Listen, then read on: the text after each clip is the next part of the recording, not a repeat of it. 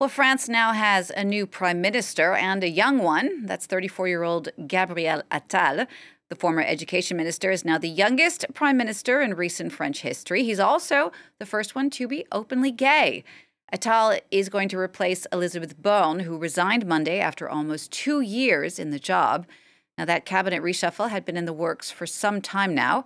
Macron's hoping to give new momentum to the last 3 years of his presidency that have been rocked by a series of controversial moves over pensions and immigration. I'm going to talk more about this now with our French politics editor, Marc Perelman. Marc, what are your thoughts on Gabriel Attal? Tell us a bit more about who he is. Well, he is the wonder kid of Emmanuel Macron's party, the only one who has really emerged on the side of Emmanuel Macron.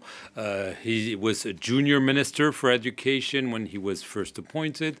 Then he really became known because he became the spokesperson for the government. He was also budget minister. It's a strategic ministry. And for the last 6 months, he's been education minister, so a fairly senior position. And now he's becoming a prime minister, the youngest, as you said. The only parallel I can think of is back in the 1980s, the mid-1980s, when then President François Mitterrand appointed Laurent Fabius as his prime minister. Fabius was 37 years old at the time, which was very young. Gabriel Attal is 34 years old. So he is really a minister who didn't come from other parties. You have heavyweights in the government, Finance Minister Bruno Le Maire, Interior Minister Gérald Darmanin, but they came from the Conservative Party. Gabriel Attal really, he was a militant in the Socialist Party when he was even younger than he is, but that's it. Nobody really knew him until Emmanuel Macron was elected and allowed him to grow. This is an important choice because Emmanuel Macron's 3 previous prime ministers were virtually unknown quantities. Edouard Philippe, no one had heard about him. Jean Castex, same thing. Elisabeth Borne, yes, she was a minister during Emmanuel Macron's first mandate, but if you ask the French people, do you know who Elisabeth Borne is before she was appointed? Well, the majority would have looked at you with wide eyes and wonder who she was. Now it's a different choice. It's a higher profile because Emmanuel Macron probably feels he needs to rejuvenate his mandate. He's been struggling.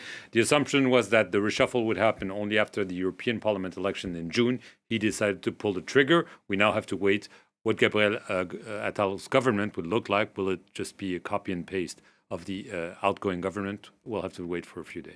Just a quick word on something I find which is a really interesting piece of this puzzle. I mean, Gabriel Attal is very popular. Polls have showed that he's one of the French people's favorite politicians. And he's also openly gay. I don't know if that would happen in a lot of other countries, that he would be named and no one would make that much about it. Well clearly, yes. Emmanuel Macron, probably he will not say so publicly, but he was very proud to appoint a woman as prime minister. It's only the second time, and she served much longer, Elisabeth Borne, than her predecessor Edith Cresson back in the 1980s.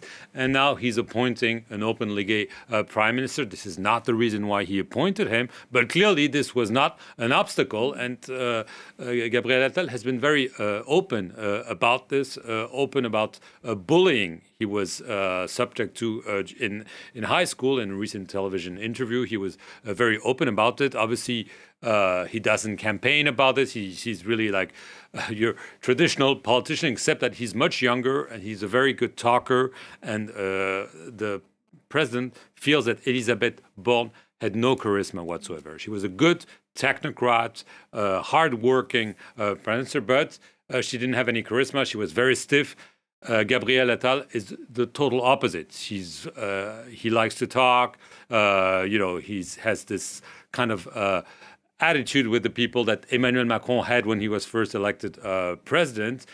So he's hoping that people will remember that Emmanuel Macron was a symbol of youth when he was first elected by appointing Gabriel Attal. But obviously, he still has the same problem as Elisabeth Borne, which is a relative majority in the National Assembly. This is what really hampered Elisabeth Borne's action, and this will not change with Gabriel Attal because you will not have a coalition with the opposition.